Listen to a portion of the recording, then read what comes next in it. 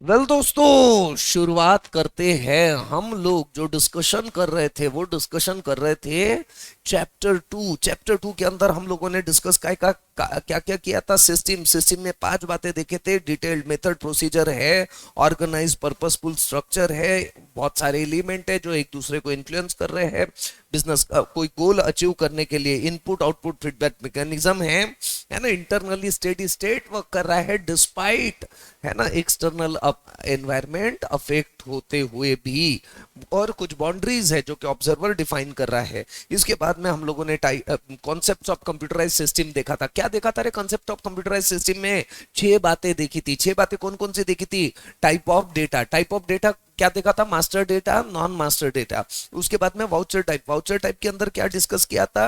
Documentary evidence discuss कर रहा है। और 3 बातें डिस्कस किया था, accounting module, inventory module, payroll module. उसके बाद में हम लोगों ने डिस्कस किया था वाउचर नंबर, यूनिक आइडेंटिफिकेशन दे रहा है, सेपरेट नंबरिंग जरूरी है, ऑल वाउचर, है ना, सीरियली नंबर्ड रहने चाहिए, क्रोनोलॉजिकल ऑर्डर के अंदर। देन अकाउंटिंग फ्लो में 7 स्टेप देखे थे। पहले 2 स्टेप कौन परफॉर्म कर रहा है? ह्यूमन। बाद में के 5 स्टेप कौन परफॉर्म कर रहा है? मशीन। लेकिन उसको टाइम भी ज्यादा लगता है और ताकत भी, पावर भी ज्यादा लगता है ना। पहले तो ट्रांजेक्शन वाउचर एंट्री, और बाद में के कौन कौन से जो सॉफ्टवेयर परफॉर्म करता है? Posting, balancing, trial balance, PNL, balance sheet, etcetera. कुछ कुछ तो ऐसे भी सॉफ्टवेयर है कि जिसके अंदर क्या हो जाता है, ये ऑटोमेटेड। अबे बोलो ना हाँ या ना। हाँ। इसके बाद में हमने देखा था टाइप ऑफ लेजर। 2 ही तरह के लेजर रहते, कौन कौन से? Debit balance, credit balance. इसके बाद में हम लोगों ने ग्रुपिंग ऑफ लेजर में 4 ग्रुप रहते। सब ग्रुप कितने भी 4 ग्रुप कौन कौन से? बोलो ना। Income, expense, asset, liability. Technical concept में वर्किंग ऑफ सॉफ्टवेयर में front end back end, why separate front end back end, और एप्लीकेशन सॉफ्टवेयर में 3 लेयर देखे थे। कौन कौन से 3 लेयर देखे थे हम लोगों ने? Application layer, operating system layer, database layer. अबे सही है गलत है? सही है ना। और इंस्टॉल्ड ऐप और क्लाउड बेस्ड ऐप के अंदर हम लोगों ने क्या देखा था? क्लाउड बेस्ड ऐप को एक जगह पे इंस्टॉल कर दिया, सब लोग ब्राउजर के थ्रू उसको एक्सेस कर सकते हैं। बहुत सारे कंपनी वाले प्रिफर करते हैं क्लाउड बेस्ड ऐप ही ज्यादा प्रिफर करते हैं। फाइनेंशियल ट्रांजेक्शन वहां पे ज्यादा सिक्योर्ड है। और दूसरी बात, ये आईटी का फंक्शन हमको मैनेज करने की जरूरत नहीं, हम बिजनेस मैनेज करेंगे, वो सब क्लाउड संभालते रहेगा। सही बोला गलत बोला? 100% सही बोला। इसके बाद में हम लोगों ने डिस्कस किया था ईआरपी, इंटरप्राइज रिसोर्स प्लानिंग के अंदर क्या क्या बातें डिस्कस किया था बताओ ना। ईआरपी के अंदर हम लोगों ने देखा था, है ना, कि इंटरप्राइज वाइड इंफॉर्मेशन सिस्टम है जो जिसको डिजाइन किया हुआ है कोऑर्डिनेट करने के लिए। क्या कोऑर्डिनेट? सारे all resources, information, activities, etcetera. Then दूसरी बात, अकाउंटिंग और फाइनेंस फंक्शन, ये क्या है? ईआरपी का बैकबोन है, किसी भी बिजनेस का बैकबोन है करके, ये इंटीग्रल पार्ट है ईआरपी का। ईआरपी सिस्टम बहुत सारे फंक्शंस को सपोर्ट कर रहा है। Manufacturing, HCM, financial project, HR, CRM. अरे हाँ या ना? हाँ, है ना। चौथी बात, ईआरपी सिस्टम के अंदर डेटाबेस कैसा है? कॉमन। और सॉफ्टवेयर डिजाइन कैसा है? मॉड्यूलर सॉफ्टवेयर डिजाइन है, जो कि हर एक डिपार्टमेंट को अलाउ कर रहा है स्टोर और रिट्राइव करने के लिए, वो भी रियल टाइम बेसिस पे। पुराने जमाने में बड़े बड़े ऑर्गेनाइजेशन यूज करते थे, आज के डेट में हर कोई यूज करता है। कुछ एग्जांपल देखे थे, SAP, Oracle, MFG pro, etcetera, है ना। आगे डिस्कस करते हैं बेनिफिट ऑफ ईआरपी सिस्टम। बताओ ना, बेनिफिट कितने देखे थे बाहर? हाँ, चार चार चार। पहले 4 बताओ। Information integration, lead time reduction, on time shipment, reduction in cycle time, है ना। अगले 4 कौन से है?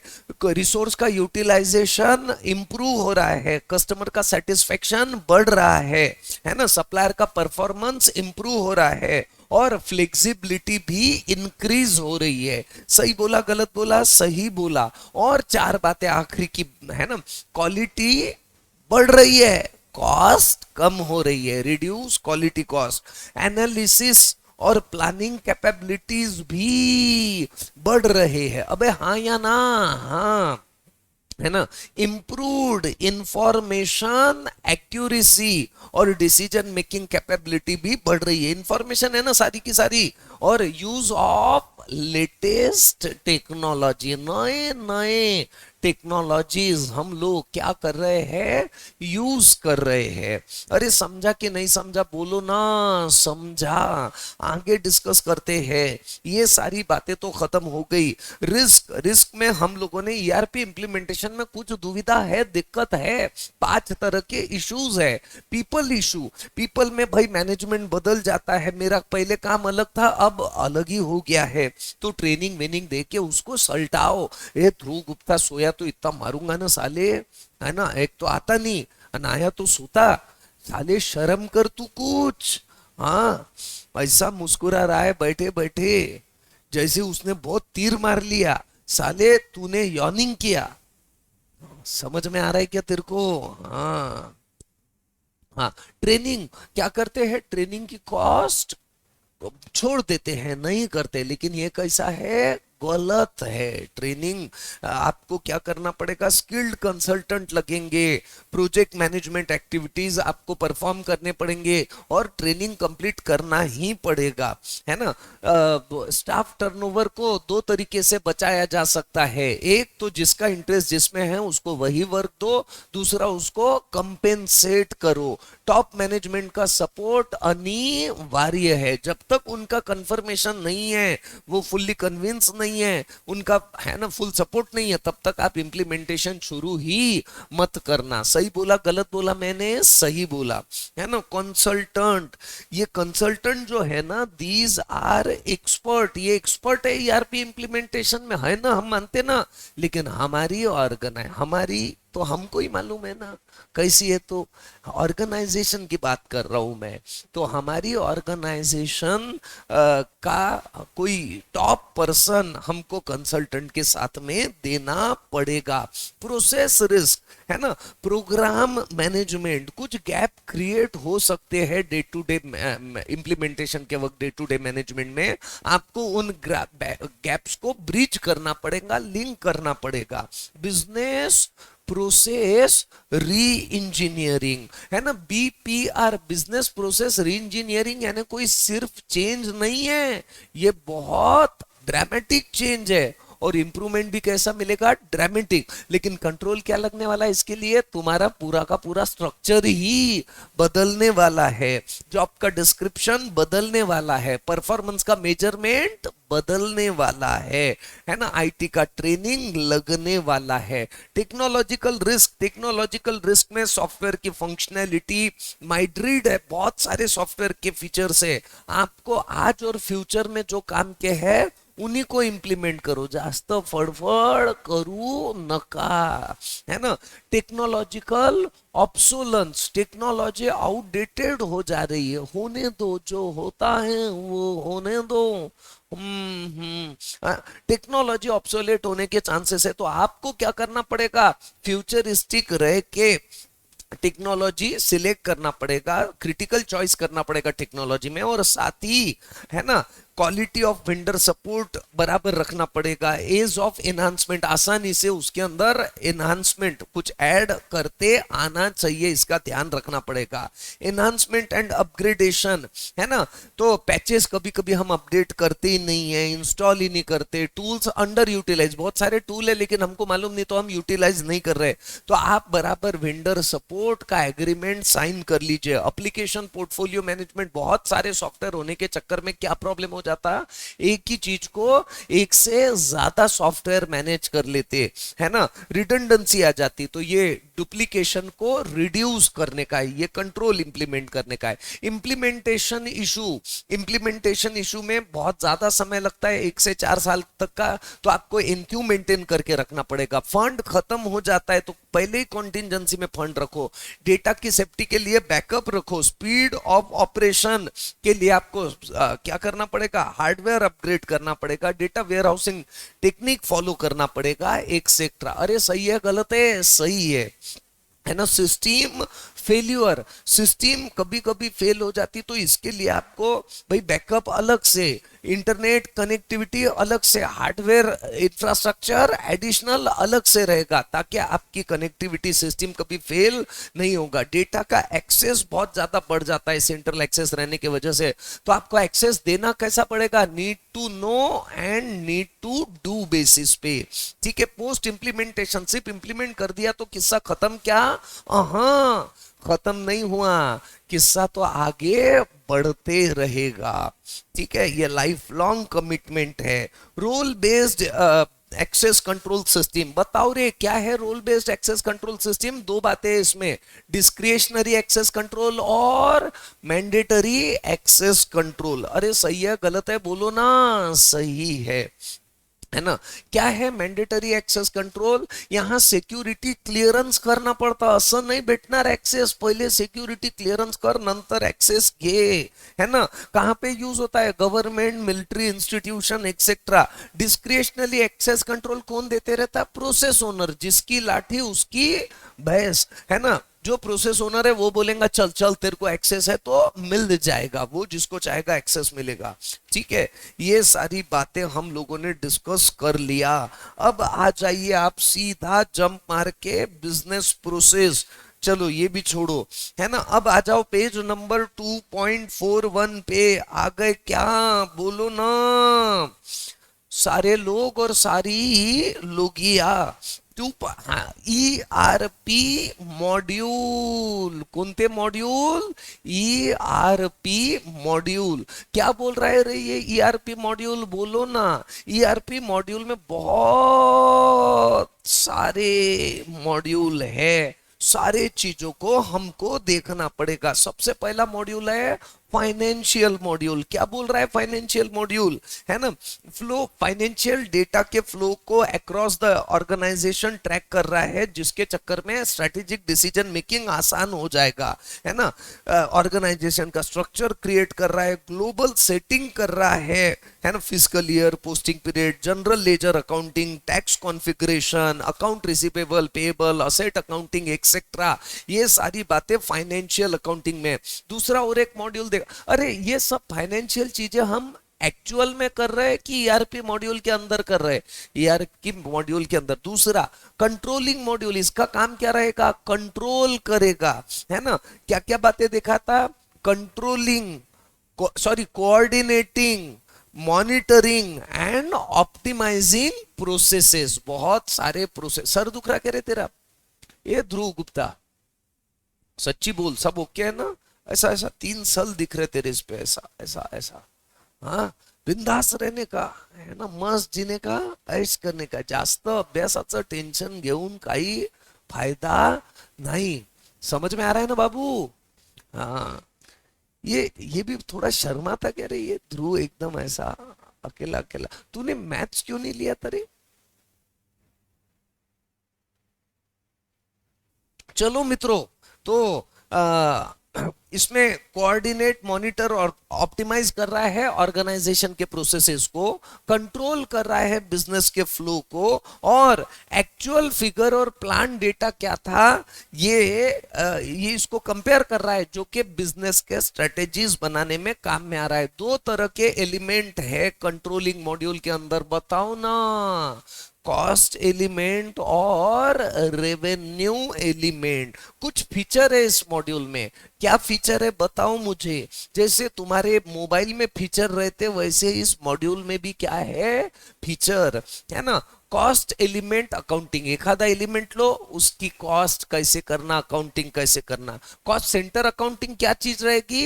एक सेंटर में मल्टीपल एलिमेंट रहेंगे, उन सब का, है ना, accounting. Then activity based accounting क्या चीज रहेगा? एक एक्टिविटी जो हो सकता अलग अलग फंक्शनल एरिया में जावे, क्या बोलते हैं उसको? क्रॉस डिपार्टमेंटल बिजनेस प्रोसेसेस, है ना।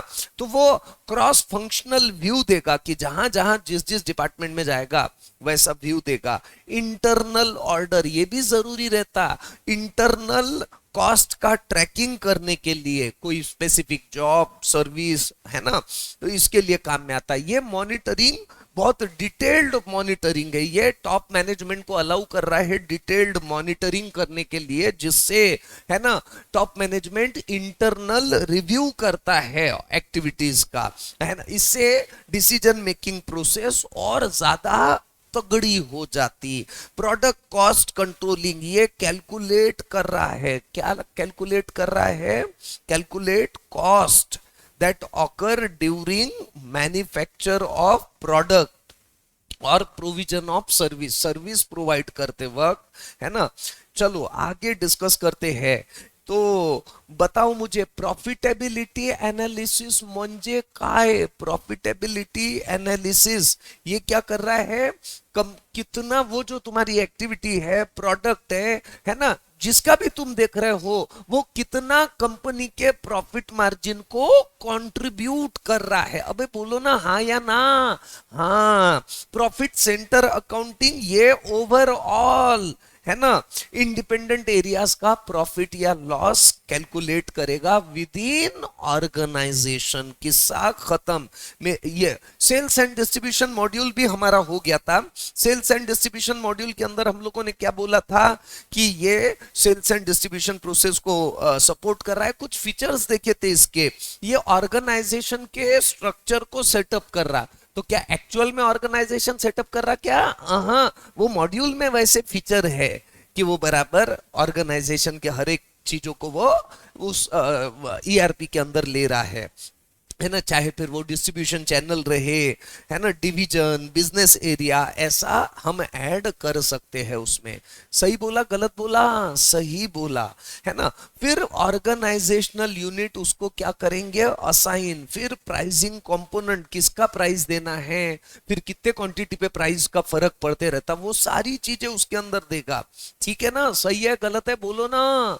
सही है। Sales and distribution process, pre sales activities. बताए मुझे प्री सेल्स एक्टिविटीज क्या है? अरे सर ईआरपी मॉड्यूल इतना अंगार है ना हमारा कि उसके अंदर प्री सेल्स एक्टिविटी, भाई पहले कस्टमर का पॉइंट फिक्स करो, उसको डेमो करो, डेटा गैदर करो कहां कस्टमर मिलेगा, है ना, डिस्कशन करो और फिर कोटेशन दो। ये सारे प्री सेल्स एक्टिविटीज वो ईआरपी मॉड्यूल के अंदर है, क्योंकि एक्टिविटीज परफॉर्म कर रहे हैं। यहाँ हमारा स्टाफ वर्क कर रहा है, उन्होंने क्या काम किया क्या नहीं किया, हमको क्या करना है, मॉनिटर करना है। ये सब पॉसिबल है ईआरपी में। समझ में आ रहा है क्या मैं क्या बड़बड़ कर रहा हूं? तो अबे हाँ या ना बोलो ना। हाँ, है ना। सेल्स, फिर उसने सेल्स ऑर्डर दिया, परचेज की ऑर्डर कस्टमर से लेना, कंफर्म करना, फिर इन्वेंट्री चेक कर लेना, मटेरियल डिलीवर करना, बिलिंग करना, पैसा लेना, एक्सेट्रा। ये सारी बातें है। इतना हम लोग ऑलरेडी देख चुके थे, हम दिल दे चुके थे। अरे बोलो ना सही है गलत है? हाँ, बोलते नहीं बच्चे। तो ऐसी सारी बातें हम लोगों ने डिस्कस किया था। अब बारी काय की है, ह्यूमन रिसोर्स। अच्छा, ये मेरे को मतलब ही नहीं समझता, ह्यूमन रिसोर्स म्हणजे काय? मेरे को एक बात बताओ, मैं कौन हूं? आरसीएफ का ओनर हूं या फैकल्टी हूं? यहाँ का फैकल्टी। ओनर मैं नहीं हूं, ओनर बाबूजी है। आरसीएफ प्राइवेट लिमिटेड में डायरेक्टर मैं नहीं हूं, है ना। कौन है? बाबूजी है और सुनीता भाभी है। तो बाबूजी डायरेक्टर है इसमें, और मैं क्या कर रहा हूं, मैं एम्प्लॉय हूं, मैं फैकल्टी हूं। सही है गलत है? सही है। तो मैं आरसीएफ के लिए मैं आरसीएफ के लिए असेट हूं क्या? जी हाँ। कौन सी असेट हूं? ह्यूमन रिसोर्स हूं। मैं एक साधन हूं। कौन सा वाला साधन? ह्यूमन रिसोर्स का साधन। अबे हाँ या ना? हाँ। अरे मेरे जैसे को भी तो मैनेज करना पड़ेगा ना। आरसीएफ तो बहुत छोटा है, बड़े बड़े ऑर्गेनाइजेशन में तो बहुत सारे ह्यूमन रिसोर्स रहेंगे, इनको मैनेज करना पड़ेगा, कंपेंसेशन देना पड़ेगा, टिका के रखना पड़ेगा। इसके लिए भी तो ईआरपी में मॉड्यूल लगेगा ना। अबे हाँ या ना? हाँ। तो देखो दिस मॉड्यूल, ये मॉड्यूल क्या कर रहा है, इनहांस कर रहा है work process and data management. काय के अंदर? With in HR department of enterprise. अबे समझा कि नहीं समझा बोलो। ये जो तुम्हारी स्टाफ मैनेज करने की, एम्प्लॉयज को मैनेज करने की, ह्यूमन रिसोर्स को मैनेज करने की जो चीज है ना, वो प्रोसेसेस को एनहांस करने का काम कौन कर रहा है? अरे बोलो ना, ईआरपी का एचआर मॉड्यूल। कुछ समझ में आ गया ना? तारे लग गए ना, तारे जमी पे। हाँ चलो आगे, दूसरी बात।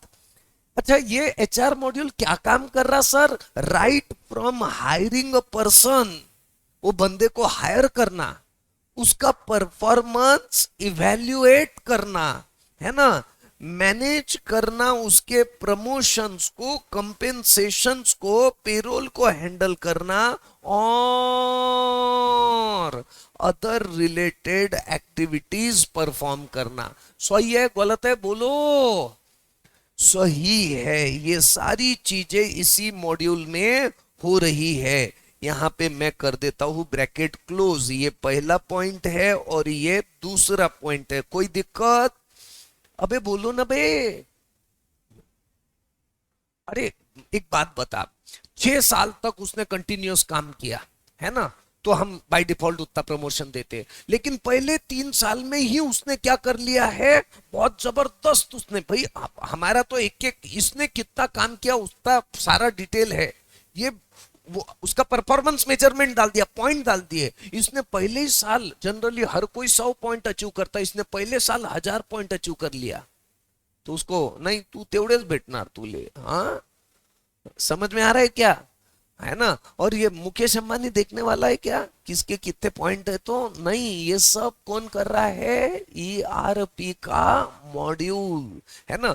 मेरा दोस्त, मैं एक बात बताता हूँ आपको, मेरा एक दोस्त है वैभव मुंदड़ा, है ना। वो दिल्ली में आर्टिकलशिप के लिए, उसके कोई रिलेटिव थे तो वो वहां गया था आर्टिकलशिप करने के लिए दिल्ली में। आर्टिकलशिप किया, सीए हो गया मस्त। और हम जब सीए बने थे तो जनरली बहुत ज्यादा पैकेज नहीं मिलता था, लेकिन 6-7 का पैकेज तो आसानी से सभी दोस्तों को मिल रहा था, है ना। आज तो ज्यादा मिलता है, लेकिन उस वक्त 6-7 का तो मिलता ही था। और हमारा डिस्कशन चलता था, बोले मैं सर्च कर रहा ये वो। पहले तो साले ने कुछ दिन वो ऐसी कोई सीए फर्म में ऐसे ही काम किया, फिर उसके बाद में बोले नहीं मेरे को जॉब करने का है, मैं सर्च कर रहा हूँ। उसने टाटा की कोई कंपनी चूज किया, बोले मेरे को वहां पे 375 का पैकेज मिल रहा, बोले मैं ज्वाइन कर रहा। हमने सबने उसको गधे में निकाला, बोले साला तू मोथा है। बोला जब तेरे को मालूम है कि अपन 2-4 कंपनी घूमे, 6-7 का मत ले, 7 का 6 का तो लेना चाहिए तूने।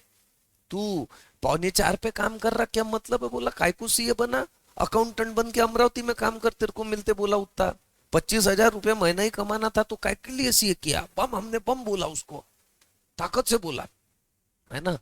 वो उसके दिमाग में क्या फिट था क्या नहीं मालूम नहीं बा, उसको टाटाइज करना था। पहले ही साल, जिस साल ज्वाइन किया, 3.25 पे वो बोनस वोनस मिलता है थोड़ा सा। कितना मिलना चाहिए? हाँ, टोटल कितना पैसा मिलना चाहिए उसको? 4, 4.5, 5, हद हो गई। पैकेज लिया उसने 8 का।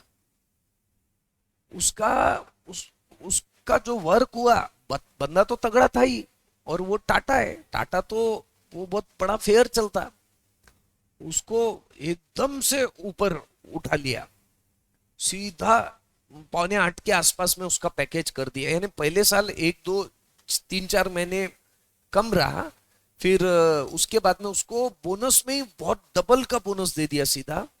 और उसके बाद में उसको पुणे से शिफ्ट करके बॉम्बे भेज दिया, बॉम्बे में बैंकिंग हेड बना दिया। साला 200 करोड़ रुपए के लोन लेता था वो। और बड़े बड़े मैनेजर ऐसे आके बैठते थे, जोनल मैनेजर ये वो सब, बिल्कुल बोले एक कॉल करूँ तो आना पड़ता, बोले उसको कोई भी रहे, बोले कोई भी बैंक में कुछ भी प्रॉब्लम है मेरे को बोलो, बोले, है ना। उसके जोनल मैनेजर की ऐसी की तैसी कर देता, बोले मैं, क्योंकि कस्टमर बहुत बड़ा है ना। और वो ग्रुप कंपनीज का बैंकिंग हेड बन गया था टाटा में। अब उसने उसको स्विच मार लिया वहां से। लेकिन बात ऐसी रहती कि हमको लगता, यानी हमारी सोच, हमारी जगह पे हम सही थे, लेकिन तब समझ में आया कि उसके लिए तो वो वरदान साबित हो गया।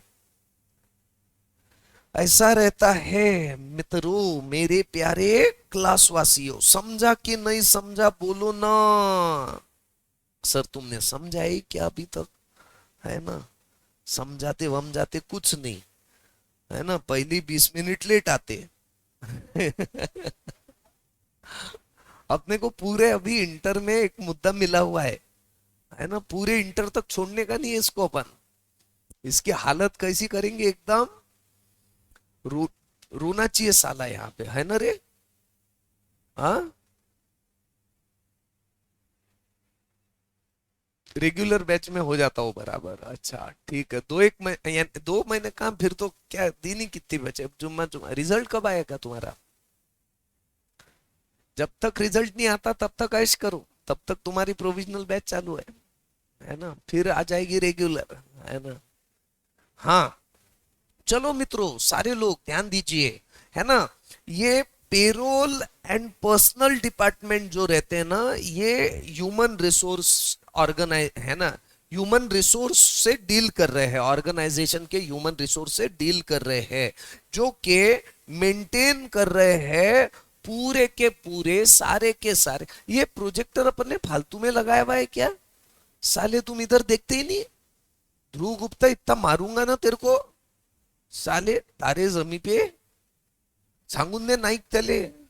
हाँ, इसका नाम मालूम है ना बेटा? सीईओ है नाइक कंपनी का। हाँ हाँ, मेंटेन टोटल एम्प्लॉय डेटाबेस, सारे के सारे एम्प्लॉय का डेटाबेस मेंटेन हो रहा है इसके अंदर। अनिकेत तिजारे आला नहीं राजा तू? सर गावाला आलो सर मी. काय? गावाला आलो म्हटलं. गावाले आला? हो. हा, सोमवारी येतो ना. गावाले काय आहे सांग बरं तू, असं का तू वारंवार गावाले जात? सर रूम केली ना आता सोमवारी हे आणायचं काय सामान.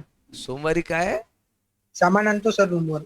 सामान आणत? अच्छा, बर. मला वाटलं म्हणजे काय लग्न वग्न करून राहिला का सामान आणायला चाललं तर? नाही सर. बाबा भरोसा नहीं है, जमाना खराब है। हाँ चलो मित्रों आगे बढ़ते हैं, ठीक है?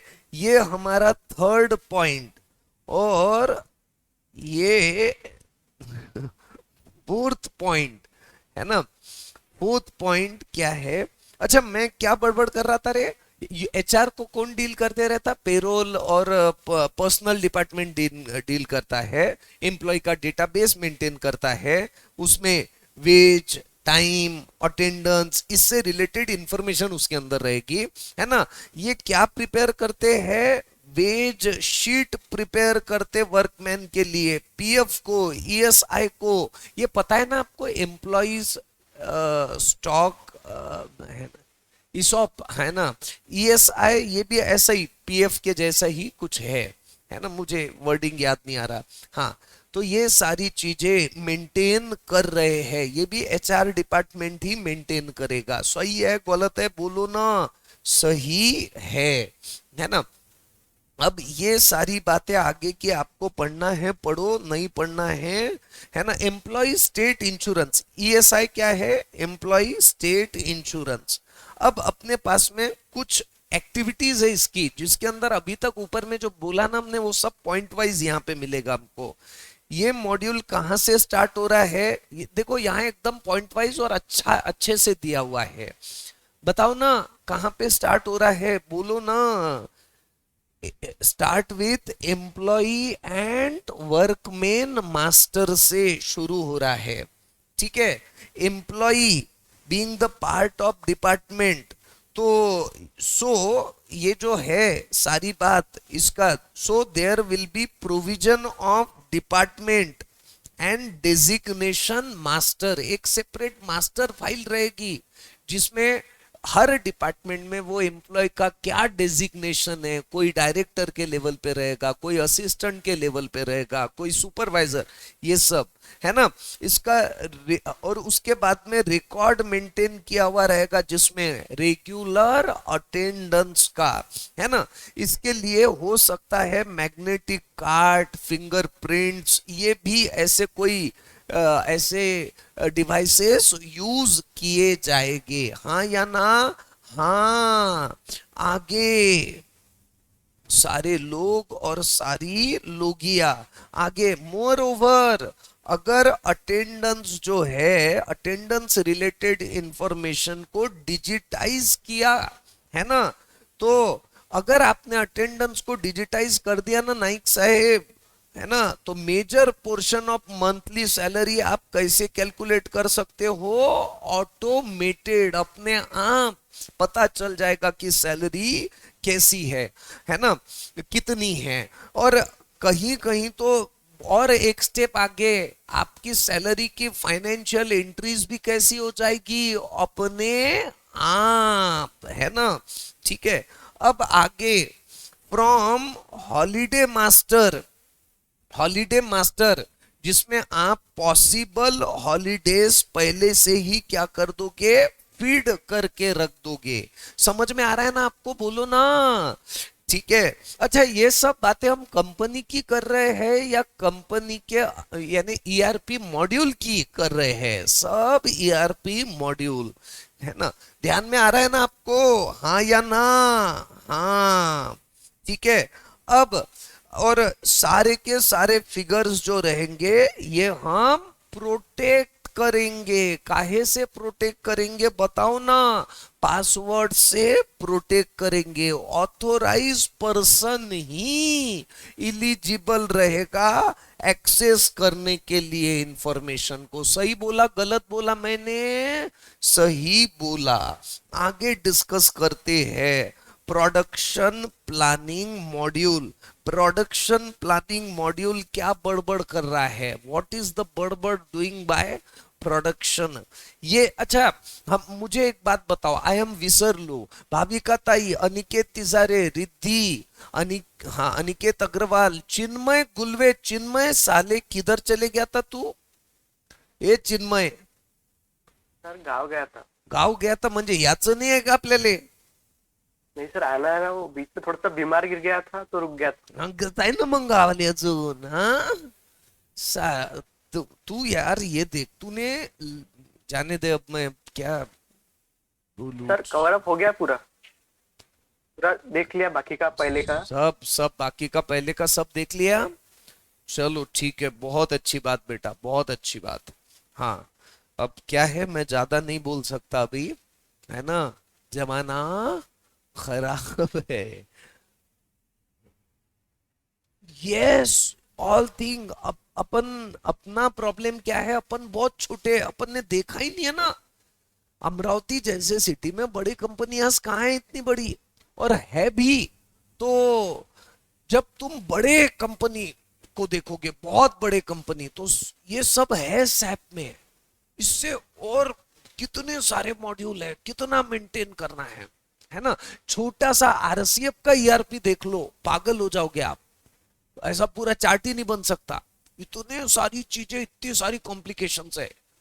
तो ये तो कहाँ के कहाँ है, ये तो एक ब्रांच है, एक ही जगह पे मेंटेन हो रहा है ना। तुम सोचो रिलायंस टाटा कैसे चल रहे हैं, ऐसे ही इतने बड़े हुए क्या, है ना। इतनी इंफॉर्मेशन आ रही है, और जरूरी नहीं है हर इंफॉर्मेशन मुकेश अंबानी के पास में, रतन टाटा के पास में आनी चाहिए। नहीं ले सकते, वो डिसीजन भी नहीं ले सकते, उतना भी टाइम नहीं है उनके पास में। तो वो हायरार्की बना देते बराबर, वो रिस्पेक्टिव मैनेजर ये लेता, डिसीजन लेता, और ऐसा होता है, तभी तो इतने बड़े कंपनियां चलते हैं, है ना। सैप के भरोसे, ऑटोमेशन के भरोसे ही सब कुछ चल रहा है, और फैक्ट है इतना बिल्कुल डिटेल चलता है। और थैंक्स टू अस कि अपने को, भले ही मैं मानता हूँ ईआईएस थोड़ा सा भारी है, रटना पड़ता है ये वो, लेकिन कहीं ना कहीं हमारे फंडे नहीं खुल रहे क्या, कि इतना बड़ा, इतनी सारी चीजें होती भी है। अगर कल जाके हम आप कोई बिजनेस डालने का सोच रहे हैं, तो हमारे दिमाग में, हमको इतना तो मालूम है, सैप रहता, गूगल करेंगे, कुछ करेंगे, सैप की कंपनी कौन कंसल्टेंसी देता, कौन कैसा इंप्लीमेंट करता, ये सोच तो सकते हैं ना हम। तो ये ऐसे हमारे फंडे क्या हो जाते, खुल जाते यहाँ पे। नो डाउट हमको वो नहीं समझ रहा क्या ऐसा एक्चुअल काम कैसे करना, वो नहीं समझ रहा, लेकिन कुछ हो सकता ये जरूर समझ में आ जाएगा सीए बनने के बाद में। मैं बात बताता हूं, लॉकडाउन लगने के पहले आरसीएफ के पास में ईआरपी था क्या? था, लेकिन यूज नहीं किया था, है ना, यूज ही नहीं किया था, पड़ा हुआ था वो, कोई डेटा डालते ही नहीं थे उसमें। लेकिन लॉकडाउन लगने के बाद में फटाफट उसके अंदर सब रेडी करना कैसे पॉसिबल हुआ? इससे ये जो पढ़े हुए थे ना, तो इससे कुछ ना कुछ तो दिमाग में आया। अपन थोड़ी कोई बहुत बड़े कंसल्टेंट को लाए, और ला भी नहीं सकते थे उस मोमेंट पे तो, बट काम तो चला ही ना उसके बावजूद, है ना। तो ये सारे चीजों का बहुत ज्यादा बेनिफिट होता है। चलो मित्रों, आगे बढ़ते हैं। हम लोग डिस्कशन काय का कर रहे थे बताओ, सारे लोग और सारी लोगिया, हम डिस्कशन कर रहे थे ईआरपी मॉड्यूल। सबसे पहला मॉड्यूल कौन सा देखा? Financial module. दूसरा मॉड्यूल कौन सा देखा? Controlling module. तीसरा सेल्स एंड डिस्ट्रीब्यूशन। चौथा एचआर। अरे देखा ना अपन ने इतना। अब बात काय की है? Production planning. अरे सही है गलत है बोलो, अबे बोलो ना। सही है, प्रोडक्शन प्लानिंग मॉड्यूल। मेरे प्यारे क्लासवासियों, प्रोडक्शन प्लानिंग मॉड्यूल, है ना, इस सॉफ्टवेयर को डिजाइन किया गया है। इस मॉड्यूल को, ये सॉफ्टवेयर तो ईआरपी है, और ईआरपी को सॉफ्टवेयर बोलना है यानी उसकी तौहीन करना है। वो सिर्फ सॉफ्टवेयर नहीं है, ईआरपी पूरे ऑर्गेनाइजेशन की सिस्टम है ना, पूरे ऑर्गेनाइजेशन के सिस्टम को सेट कर रहा है ना। तो प्रोडक्शन प्लानिंग मॉड्यूल जो है, यह ऐसा सॉफ्टवेयर है जो डिजाइन किया गया है प्रोडक्शन का प्लानिंग, प्रोडक्शन का मैनेजमेंट। सही बोल रहा हूं गलत बोल रहा हूं? मैं सही बोल रहा हूं, है ना। आगे डिस्कस करते हैं, ठीक है। प्रोडक्शन, ये पहला पॉइंट हमारा। अच्छा, मैं जो पॉइंट देते रहता वो आप लिखते ना, ऐसा है ना, आपको ध्यान में यानी याद करने में आसानी हो जाएगी, ठीक है। ये प्रोडक्शन प्लानिंग मॉड्यूल, ये एक ऐसा सॉफ्टवेयर है जो प्रोडक्शन और मैनेजमेंट के लिए डिजाइन किया गया है। दिस मॉड्यूल कंसिस्ट ऑफ, इस मॉड्यूल में क्या क्या है? Master data, system configuration. अरे मेरे को मतलब समझाओ ना, क्या रहता मतलब सिस्टम कॉन्फ़िगरेशन का? बताओ ना। कॉन्फ़िगरेशन म्हणजे काय? मोबाइल को कॉन्फ़िगर करते आप, है ना। अबे बोलो ना। सेटिंग करते, इंटरनल सेटअप करते।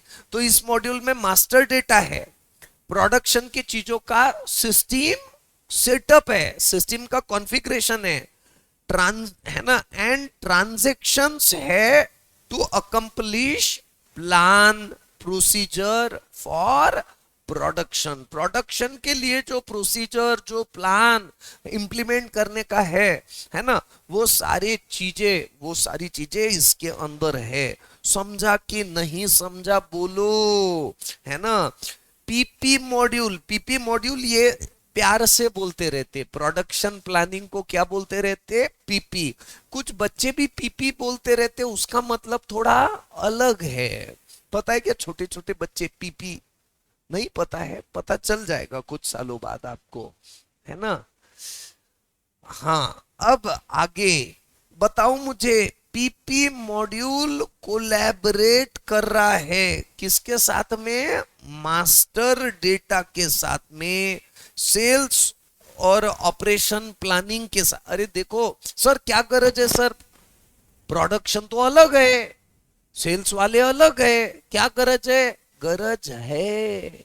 अगर तुम मैन्युफैक्चर कर सकते हो तो ही वो सेल्स वाला ऑर्डर लेगा उस डेट तक, नहीं तो ऑर्डर नहीं लेगा। यानी मुझे एक बात बताओ, ये कोलैबोरेशन करने की जरूरत है क्या? ये डाटा सामने वाले को दिखना चाहिए, बताओ ना, जरूरत है कि नहीं है? है। और ईआरपी वो सब मैनेज कर रहा है ना। PP module collaborate master data, sales operation planning, distribution planning, है ना, production planning, material requirement planning, capacity planning, product cost planning and so on. ये सारी चीजों को मैनेज कर रहा है। अरे ध्यान में आ रहा है क्या आप लोगों को? बोलो ना जी हाँ सर।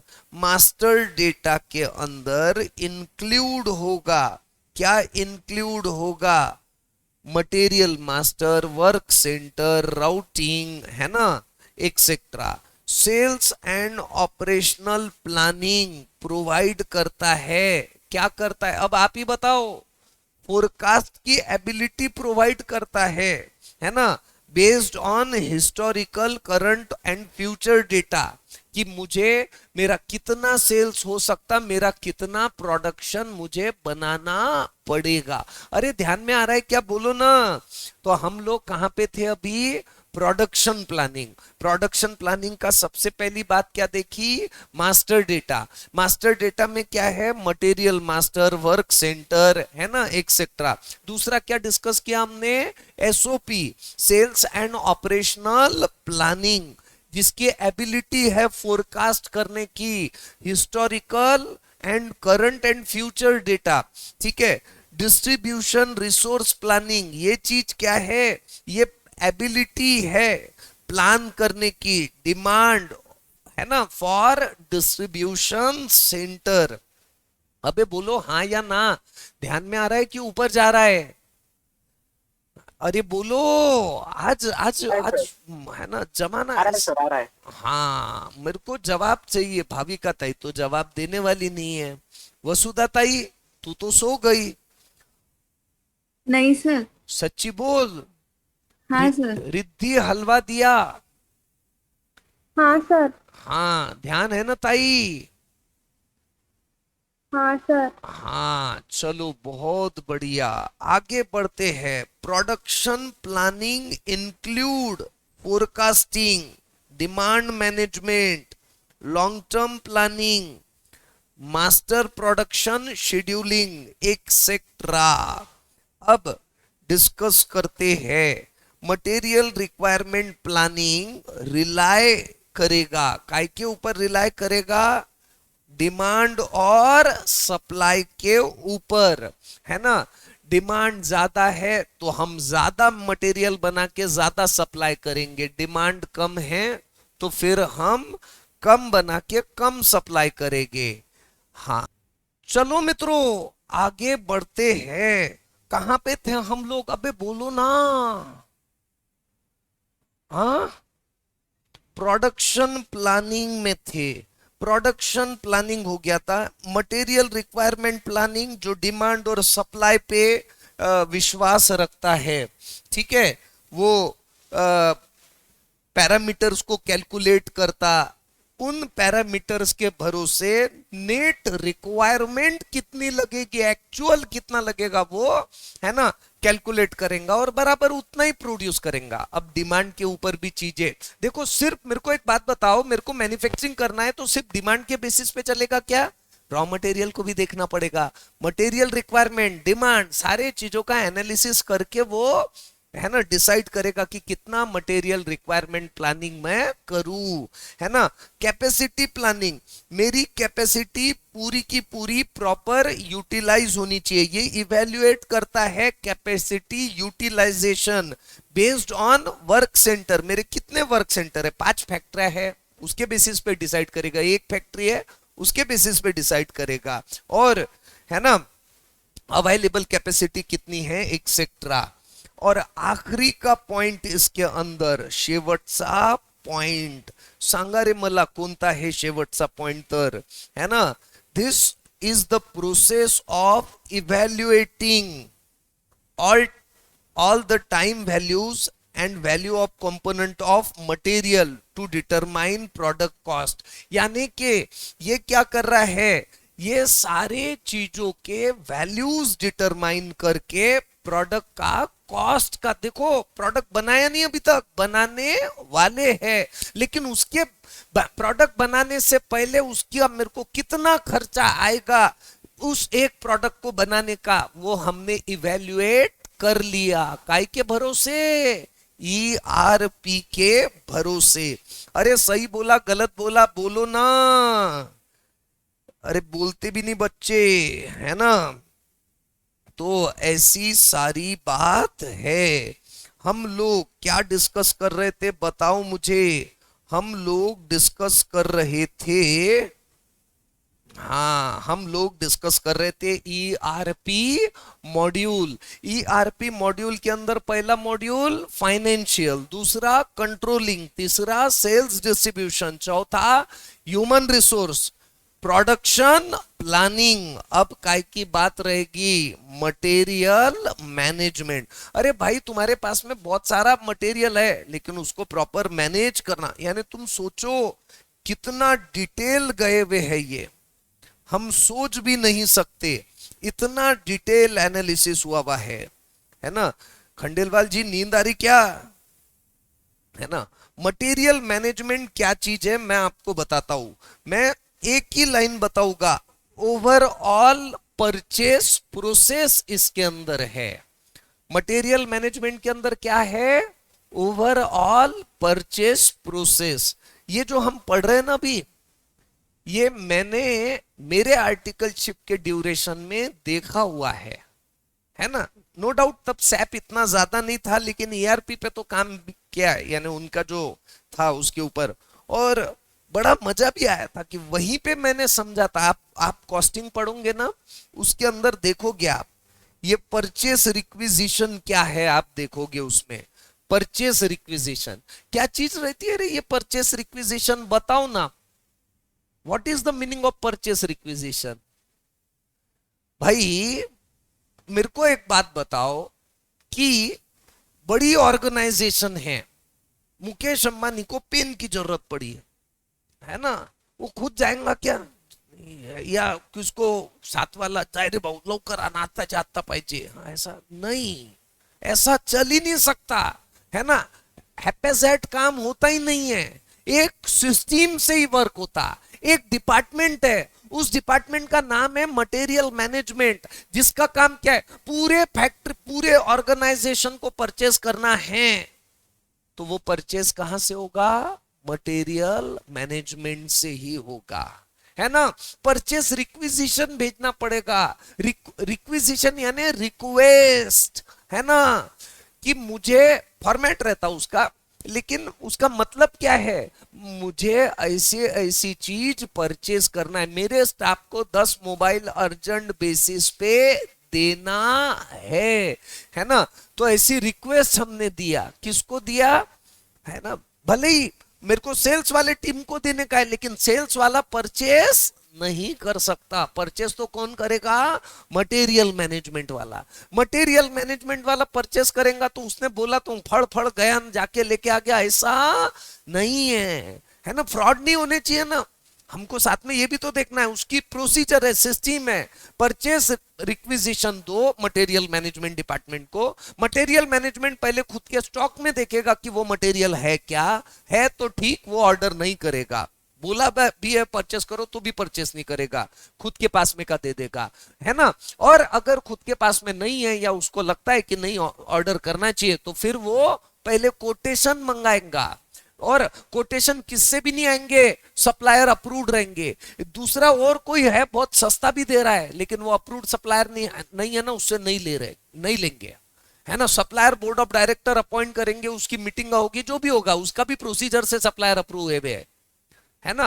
वो सप्लायर जो अप्रूव्ड सप्लायर है वही कोटेशन देंगे, 4-5 सप्लायर, फिर उसमें से जो लो कोटेशन वाला है वही उसी से परचेसिंग होगा, तब जाके फ्रॉड होने के चांसेस क्या होंगे, कम। समझा क्या। और वही प्रोसीजर फॉलो होती है, परचेस रिक्विजिशन प्रोडक्शन। अब हम तो बात काय की कर रहे हैं भाई, प्रोडक्शन की, तो प्रोडक्शन डिपार्टमेंट परचेस रिक्विजिशन देगा, है ना। फिर वो रिक्विजिशन को दिल्ली तो चला आना सामान आना, ऐसा होगा क्या, हाँ इवेल्युएट करेंगे, है ना। हमारी करंट स्टॉक पोजीशन कितनी है, हमने जो ऑलरेडी ऑर्डर दिया हुआ है वो कितना ऑर्डर पेंडिंग है, माल आना बाकी है, ऐसा है क्या, है ना। और उसके बाद में हम डिसाइड करेंगे कि ये परचेज रिक्विजिशन को एक्सेप्ट करे या रिजेक्ट करे। समझा कि नहीं समझा, बोलो ना, समझा। इसके बाद में कोटेशन को एक्सेप्ट करेंगे, सॉरी आस्क करेंगे, बोलेंगे, है ना। अगर परचेस रिक्विजिशन एक्सेप्ट हो गई तो फिर कोटेशन हाँ मंगेंगे। अच्छा मेरे को एक बात बताओ रे मोहित भाऊ, कोटेशन किससे भी मंगेंगे क्या? हाँ ऐसा बोल, हाँ बोल, हाँ अप्रूव्ड वेंडर से ही कोटेशन लगेंगे। किससे लगेंगे? अप्रूव्ड वेंडर, है ना। फिर ये कोटेशन उसने दे दिए, बस बर ठीक है क्यों नहीं, ऐसा होगा क्या? हाँ ये कोटेशन को हम क्या करेंगे? इवैल्यूएट करेंगे, कंपेयर करेंगे। पहले इस्तेमाल करो फिर विश्वास करो, पहले इवैल्यूएट करो, है ना, फिर पहले कंपेयर करो, फिर ऑर्डर दो, फिर उसके बाद में ऑर्डर देंगे, आखिरी में परचेस ऑर्डर देंगे। अप्रूव्ड वेंडर को परचेस ऑर्डर देंगे। अच्छा जब भी ऑर्डर देंगे तो कोई आसान नहीं है, आपको डिस्क्रिप्शन देना पड़ेगा कौन से स्टॉक को परचेस करना है, कितने क्वांटिटी में परचेस करना है, अबे लक्षात आलं का तुमच्या, कौन से रेट में परचेस करना है, कौन से ड्यू डेट के अंदर उसने देना ही चाहिए, है ना, और कौन से गो डाउन में, है ना, गुड्स को देना है। ये सारी चीजें हम लोग देखने वाले हैं। कळलं की नाही कळलं सांगा ना, कळलं ना सर, है ना। ये सारी बातें हैं, ठीक है। ये ऑर्डर देने के बाद में हम भूल जाएंगे, ऑर्डर दे दिया हमने, हमारा काम खत्म हो गया क्या? ऑर्डर देने के बाद में माल कौन भेजेगा? उसका ससरा कि अपना ससरा, है ना, उसका ससरा। अच्छा उसने माल भेजने के बाद में हमको वेरीफाई करना पड़ेगा ना, मटेरियल रिसिप्ट, है ना, जिसको क्या बोलते रहते? एमआरएन, मटेरियल रिसिप्ट नोट्स, या जीआरएन भी बोलते रहते, गुड्स रिसिप्ट नोट। ये मैंने वेरीफाई किए हुए हैं मेरे आर्टिकल चिप के पीरियड में, जीआरएन को, है ना, गुड्स रिसिप्ट नोट से वेरीफाई करेंगे। सही है गलत है बोलो रे, सही है, ठीक है। और उसके बाद में, है ना, जैसे ही ये गुड्स आ गया तो क्या हम हमारा स्टॉक जो है उसको बढ़ाएंगे क्या? हाँ या ना? पहले क्वांटिटी 10 थी, अब 100 क्वांटिटी आ गई तो 110 कर देंगे ना स्टॉक को। तो वही stock is increased after recording of transaction. हम बात ईआरपी की कर रहे हैं ना, तो ईआरपी में हमने 10 था ऑलरेडी, फिर हमने उसमें ऐड किया तो स्टॉक ऑटोमेटिकली उसमें ईआरपी में क्या करना पड़ेगा? इंक्रीज। पूछ।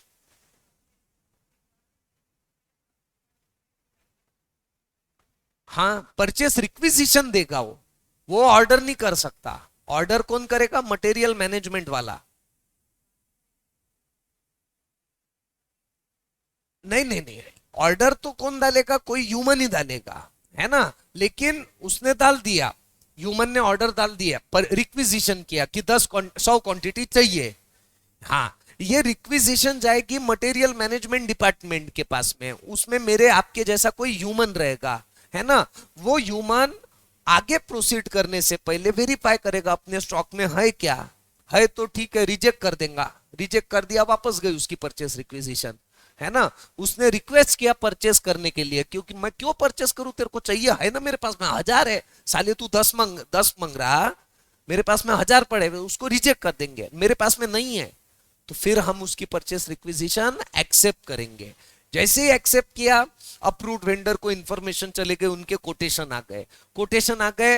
अब देख लिया हम लोगों ने इसको, वो वेंडर को फाइनलाइज कर दिया। जैसे फाइनलाइज कर दिया, हमने क्लिक किया, उसको ऑर्डर अपने आप चले गई, ऑर्डर अपने आप चले गई। उसके बाद में उसने गुड्स भेजा, गुड्स भेजा तो गुड्स रिसिप्ट नोट आ जाता, गुड्स रिसिप्ट नोट से हम वेरीफाई कर लेंगे, है ना। उसने कुछ भी दे दिया, तुमने मंगा तुमने है ना मंगा 10 फुट वाली कोई चीज, 10 फुट का डक्टिंग बड़ा कूलर चाहिए, एसी चाहिए, उसने 2 फुट का एसी दे दिया तुमको, तो तुम एक्सेप्ट करोगे क्या? नहीं, तुमको वेरीफाई करना पड़ेगा। वेरीफाई करने के बाद में आपने जैसे ही एक्सेप्ट किया, एक्सेप्ट करने के बाद में स्टॉक इंक्रीज होना चाहिए कि नहीं होना चाहिए? होना चाहिए।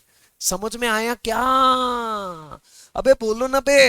ये वसुधा, रिद्धि, चिन्मय, अनिकेत, भाविका, अनिकेत अग्रवाल और कोमल भंसाली, ये सब के सब कैसे है? एक नंबर के। बोलो ना।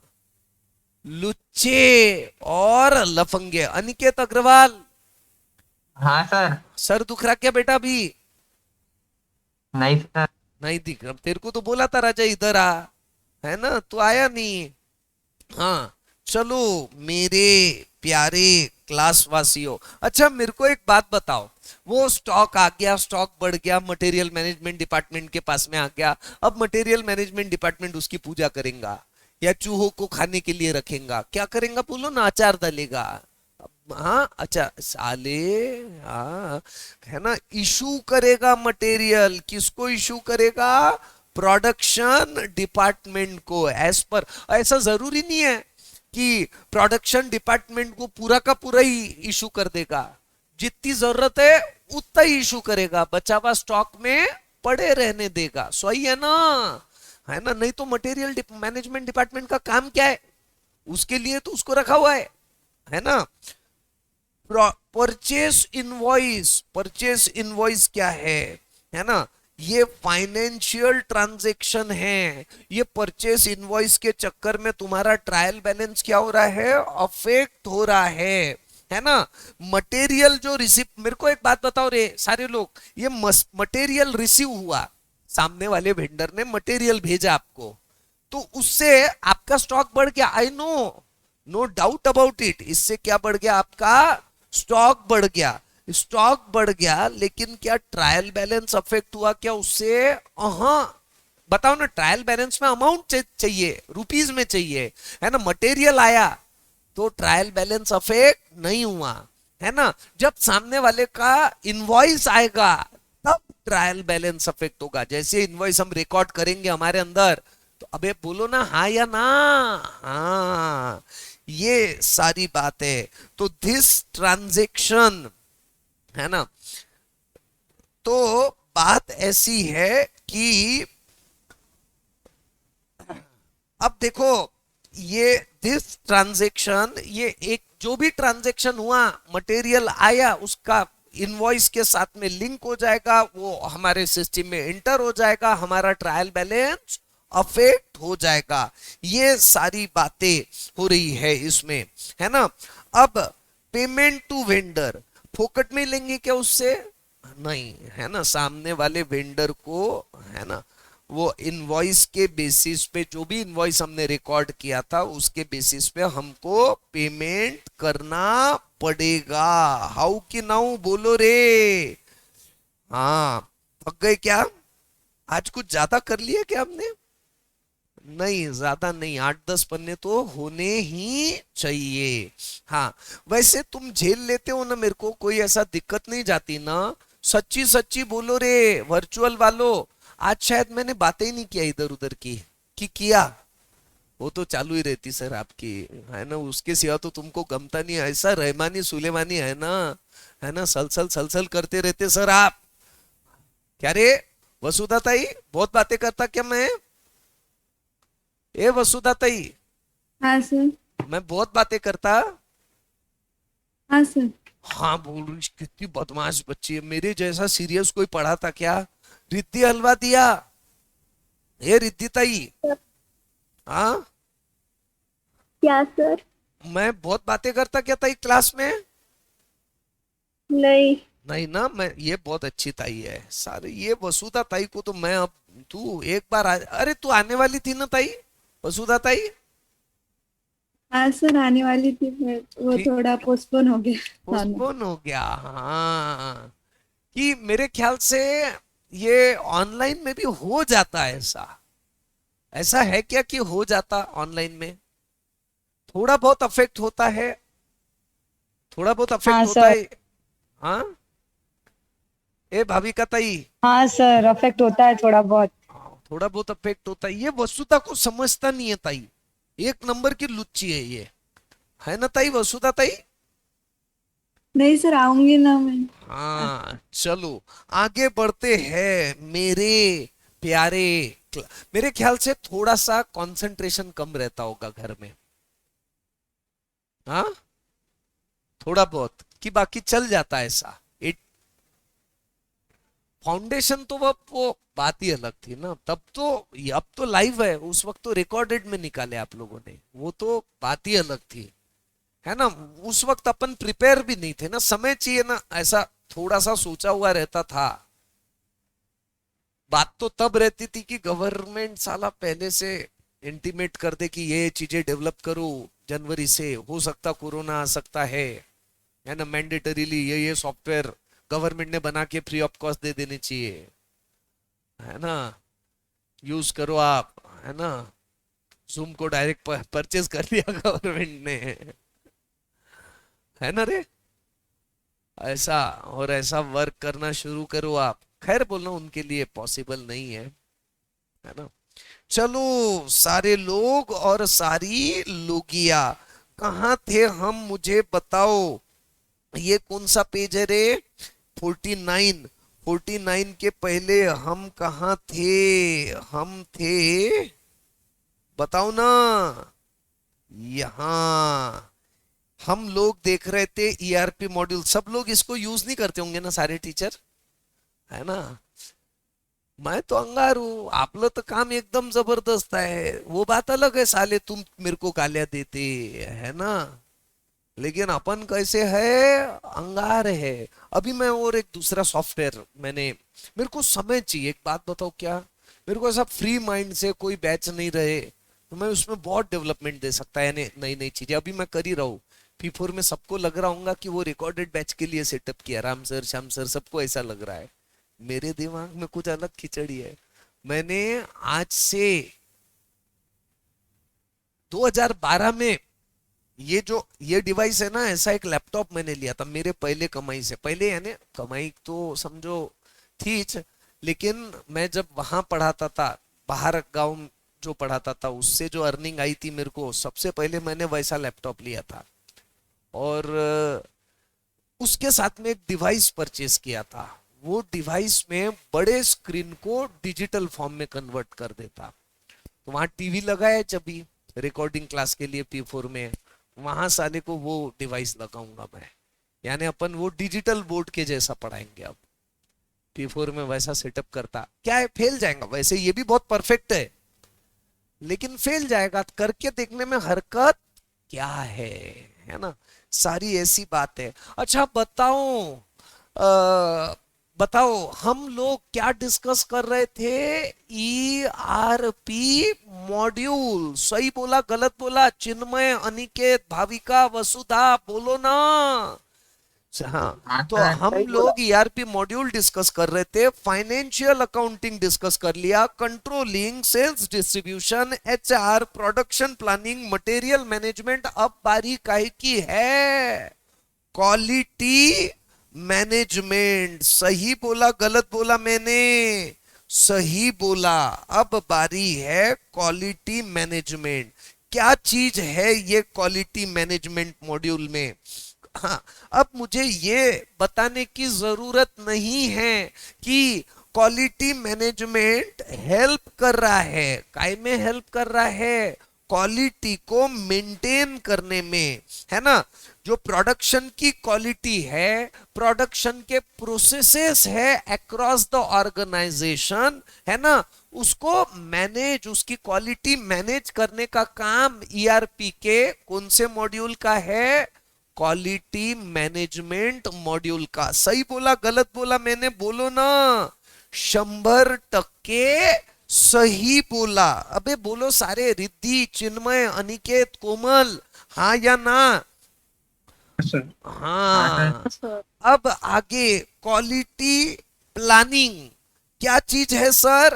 क्वालिटी का प्लानिंग यानी कस्टमर के requirement in time with in available resources. हम रिसोर्सेस बढ़ा नहीं सकते, जितना हमारे पास में चीजें हैं उसी में हम हमारे कस्टमर को बेस्ट से बेस्ट दो।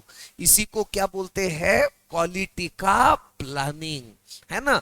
हम कंपेयर थोड़ी कर सकते हैं। रिलायंस के पास में बहुत पैसा है, बहुत फंड है, बहुत टेक्नोलॉजी है, उसके साथ में अपने आप को कंपेयर कर सकेंगे? हाँ, है ना। हमारे पास में जो रिसोर्सेस है उसमें बेस्ट से बेस्ट, है ना, कस्टमर को दो। इसी को बोलते हैं क्वालिटी का प्लानिंग।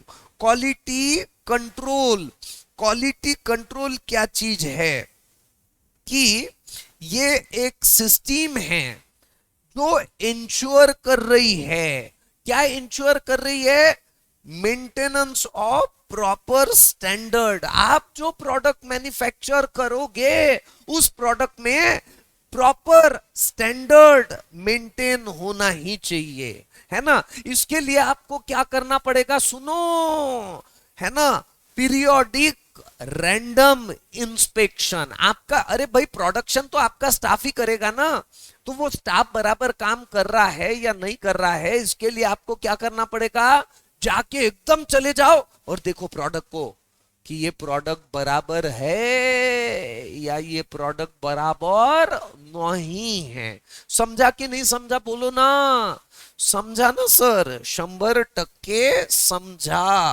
अब क्वालिटी अश्योरेंस, क्वालिटी अश्योरेंस क्या चीज है ना, बहुत सारे प्रोसेसेस को आइडेंटिफाई करो, है ना, उनका इंटरेक्शन किसके साथ में हो रहा है वो प्रोसेस का, उसका सीक्वेंसिंग कैसा है ना, और उसके की रिजल्ट एरियाज आइडेंटिफाई करो, ऑब्जेक्टिव डिफाइन करो प्रोसेसेस के, है ना, और इन इस्टेब्लिश करो प्रोसीजर काय के लिए, जिससे आपको एप्रोप्रिएट रिजल्ट आ जावे, और साथ ही में ये जो प्रॉपर रिजल्ट आने वाले प्रोसीजर को आपको क्या करना है, डॉक्यूमेंट कर लेना है। यहीं तक चुप मत बैठो, हर एक को बोलो कि आपको सेम चीज फॉलो करना है। अरे सही है या गलत है बोलो, 100% सही है, तब जाके आपकी क्वालिटी अश्योर रहेगी, नहीं तो क्वालिटी क्या हो जाएगी, खराब। अबे हाँ या ना बोलो ना, हाँ। क्वालिटी इंप्रूवमेंट, क्वालिटी इंप्रूवमेंट क्या चीज है आप मुझे बताओ। क्वालिटी इंप्रूवमेंट ये नेवर एंडिंग प्रोसेस है, कभी भी क्वालिटी इंप्रूवमेंट के प्रोसीजर को प्रोसेस को हम खत्म नहीं, there is always scope for improvement in each and it at every point, there is always, है ना, स्कोप, है ना। कस्टमर को जरूरी है, कस्टमर नीड्स एंड एक्सपेक्ट, है ना, quality improvement never ending process है। कस्टमर नीड और कस्टमर के एक्सपेक्टेशंस जो है ना, ये कंटिन्यूअसली बदलते रहते हैं। ऐसा होता ही है, कोई भी कस्टमर रहे उसके जरूरतें बदलते रहती है। पहले जरूरत काय की थी, साइकिल में ही खुश रहते थे लोग, अब जरूरत आता था आम्हाले सर ते जबरदस्त वाली बाईक पाहिजे, जावा आली जावा, है ना, ते पाहिजे, बुलेट पाहिजे। तो कस्टमर की जरूरतें बदलते रहती है ना। Depending on change of technology भी क्वालिटी इंप्रूव किया जा सकती। इकोनॉमिक अगर बढ़ गई तो उसके बेसिस पे भी क्वालिटी इंप्रूव होते रहती। पॉलिटिकल सिचुएशन, अफगानिस्तान देख रहे हैं ना, बहुत बड़ा फरक, कितनी भी इच्छा रही क्वालिटी मेंटेन करने की, अब सोड क्वालिटी स्वतःले सांभाळ तेच लय झालं, है ना, कुछ भी हो सकता है ना, जस्ट मोटिवेशन नहीं है। अरे सारे लोग एक हो जावे तो क्या, है ना, जान का डर अपने को ज्यादा सता रहा है, सब साले एक चाहिए ऐसे वक्तों। इंडिया में एक बात है, कहीं ना कहीं तुम देखो, ये अपने पास में विरासत में एक चीज मिली हुई है, चाहे अपन कितना भी कुछ बोले, है ना, वो जो वो प्रार्थना है ना, जो अपन बोलते नहीं रहते क्या स्कूल में, भारत माझा देश आहे, सर्व भारतीय अपन उसको एज अ फालतू लेते, लेकिन उसका इम्पैक्ट कहीं ना कहीं दिमाग में ऐसा होता कि हम लोगों को ये 15 अगस्त 26 जनवरी जो सेलिब्रेट होता, इसका इम्पैक्ट ऐसा होता कि कहीं ना कहीं हमको हमारे देश के लिए लगाव रहता।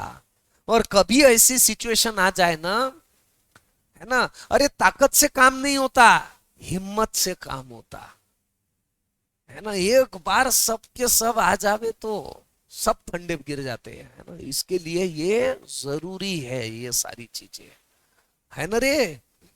चलो आगे बढ़ते हैं। एम्बिशन, है ना, कस्टमर के एम्बिशंस, ड्रीम्स, कंपटीशन, कस्टमर के नहीं, ऑर्गेनाइजेशन के एम्बिशन, ड्रीम, कंपटीशन, इन सारे चीजों में क्वालिटी क्या हो जाती है, अफेक्ट होती है। समझा कि नहीं समझा, बताओ मुझे। क्वालिटी मैनेजमेंट प्रोसेस में क्या क्या बातें इंक्लूड होती, बताओ सारे लोग और सारी लोगिया, है ना। मास्टर डेटा स्टैंडर्ड आपको सेट करना पड़ेगा क्वालिटी मैनेजमेंट के लिए। क्वालिटी के टारगेट, है ना, मेट करना पड़ेगा। क्वालिटी मैनेजमेंट का प्लान बनाना पड़ेगा। डिफाइन करना पड़ेगा क्वालिटी के टारगेट कैसे मेजर किए जाएंगे, है ना। किस चीज से क्वालिटी अच्छी है और किस चीज से क्वालिटी खराब है, उसको मेजर भी तो करना पड़ेगा ना। ध्यान में आ रहा है क्या मैं क्या बड़बड़ कर रहा हूं, तो है ना। एक्शंस जो भी है क्वालिटी को मेजर करने के लिए, है ना, तो वो एक्शंस लेना पड़ेगा। क्वालिटी के इश्यूज आइडेंटिफाई करके इंप्रूवमेंट या चेंजेस करो, ताकि हम क्वालिटी को कॉम्प्रोमाइज ना करें। अगर कोई चेंज जरूरी है प्रोडक्ट में, तो आपको चेंज रिक्वेस्ट दिए क्या, ये वेरीफाई करना पड़ेगा। सब ईआरपी मॉड्यूल के अंदर रिपोर्ट करना पड़ेगा ओवरऑल लेवल ऑफ क्वालिटी आपने अचीव किया या नहीं किया, किसको, टॉप मैनेजमेंट को, है ना। और क्वालिटी मल्टीपल पॉइंट पे चेक करना पड़ेगा, चाहे फिर वो रॉ मटेरियल का इन्वर्ट क्यों ना हो, चाहे मैन्युफैक्चरिंग क्यों ना हो, है ना, चाहे रिटर्न्स क्यों ना हो। तो ये सारे जगह पे क्वालिटी चेक करना पड़ेगा। समझा कि नहीं समझा, बोलो समझा ना सर। अब है मेंटेनेंस वाली बात, क्या करे मेंटेनेंस। हाफ सेंचुरी हो गई हमारी, मेंटेनेंस वाली बात आज लेवे कि उद्या लेवे, उद्या, है ना। अभी थोड़ा सा भारी हो रहा है क्या आप लोगों को, हाँ, क्या चीज, हाँ थोड़ा हेवी तो होगा, लेकिन रोज रोज बोलने से फिर क्या हो जाएगी, थोड़ी सी पकड़ आएगी इसके ऊपर। Tata, bye bye, see you.